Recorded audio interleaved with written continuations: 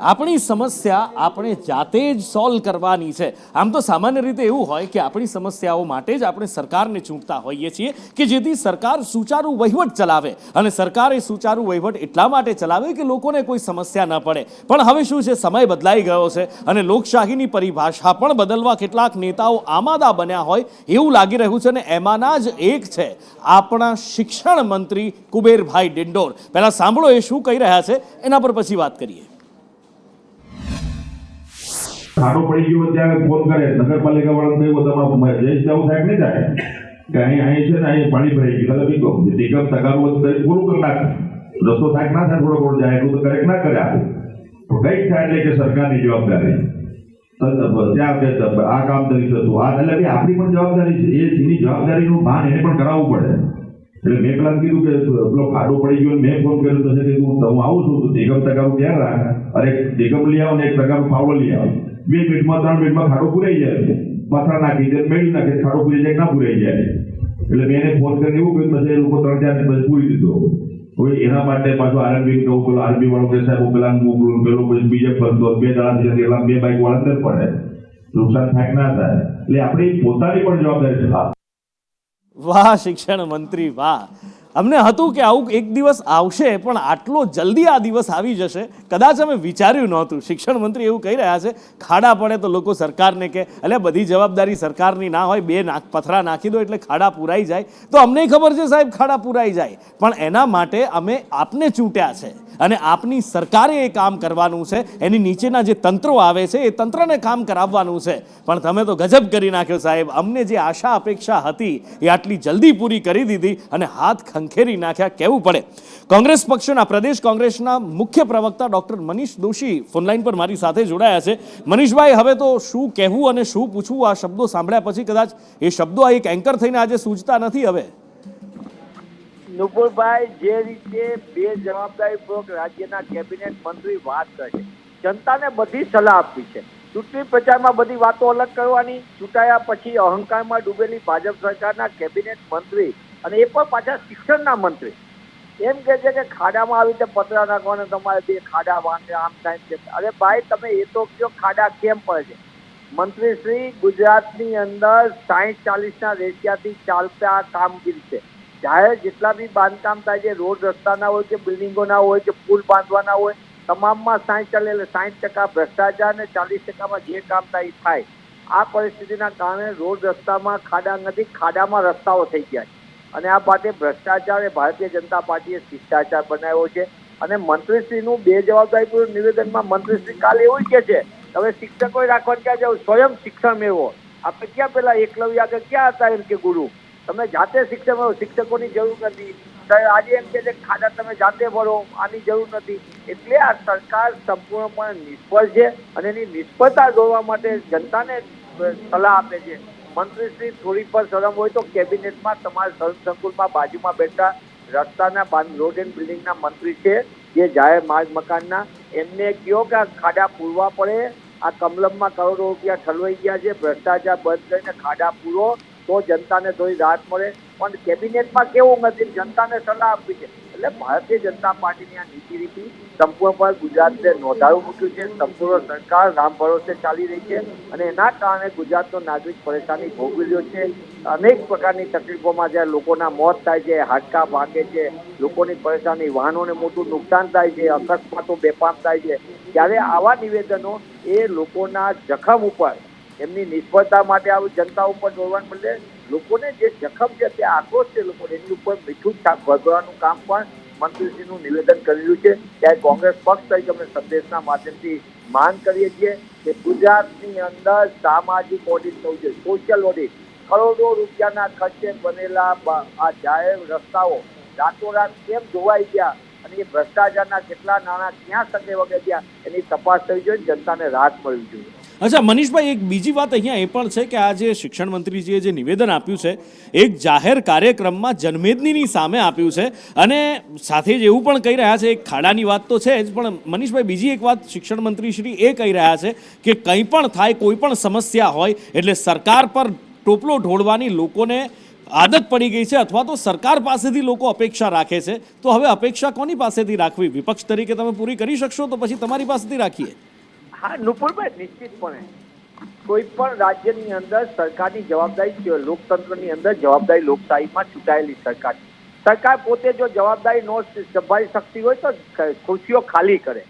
કોંગ્રેસ પક્ષ જવાબદારીપૂર્વક કરે છે. ગુજરાતના લોકોને ન્યાય માટે, હક અધિકાર માટે કોંગ્રેસ પક્ષ લડશે અને જનતાની અપેક્ષા ઉપર ખરો ઉતરવા માટે કોંગ્રેસ પક્ષે જે લડાઈ લડવી પડશે, અમે આવા બે જવાબદારીપૂર્વક નિર્ણયને વખોડી કાઢીએ છીએ.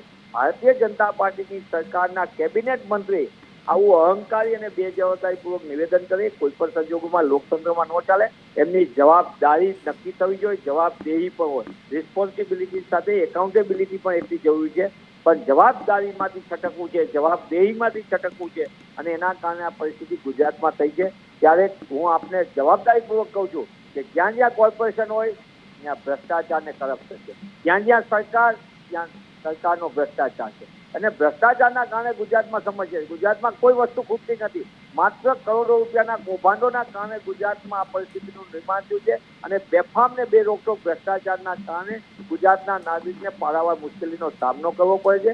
કોંગ્રેસ પક્ષ ગુજરાતના સરકારને ચેતવણી આપવા માંગે છે, ભારતીય જનતા પાર્ટીની સરકારને અને કેબિનેટ મંત્રીને, કે તમે તમારી બે જવાબદારીના નિવેદનની જે કરો છો વાતો, તમારાથી સરકારમાં અને પ્રજાને ન્યાય ન અપાઈ શકાતો હોય, તંત્ર ઉપર તમારો જે પ્રકારની જવાબદારી હોય એ ન સંભાળી શકતા હોય તો તમે સિયાસત ખાલી કરો. કોંગ્રેસ પક્ષ ગુજરાતની જનતાની આશા અને અપેક્ષા માટે જવાબદારીપૂર્વક શાસન કરશે.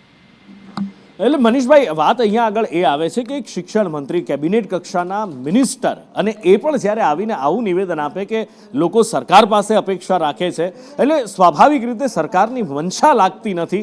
એટલે એમના મનની જે વાત હતી એ મનની વાત આખરે બહાર આવી ગઈ હોય એવું લાગે છે. નિશ્ચિત નિપુણભાઈ, તમે બહુ સાચું કીધું. મનમાં જે પડેલી વાત છે, બે ફામ અને બહુમતીના જોડે અહંકારમાં ડૂબેલી આ ભાજપ સરકાર, એ બે જવાબદારી આવું નિવેદન જ કેવી રીતે? મોટી સંખ્યામાં લોકો હોય, મોટી પ્રકારમાં જનમેદની હોય અને જનતાને ન્યાય ન આપો, તમે કઈ રીતે ચાલી શકે? મને એમ લાગે છે કે આનાથી મોટી બે જવાબદારી કોઈ હોઈ શકે નહીં. મંત્રીશ્રીના બે જવાબદાર નિવેદન બદલ કેબિનેટની અંદર એમને બાજુના મંત્રીને કહેવું જોઈએ, માર્ગ મકાન મંત્રીને, કે ભાઈ રસ્તા સરખા કરો, લોકો આપણને પૂછે છે. મુખ્યમંત્રીને કહેવું જોઈએ, તો સિવિલ એન્જિનિયર છે મુખ્યમંત્રી, એમને જવાબ આપવો જોઈએ.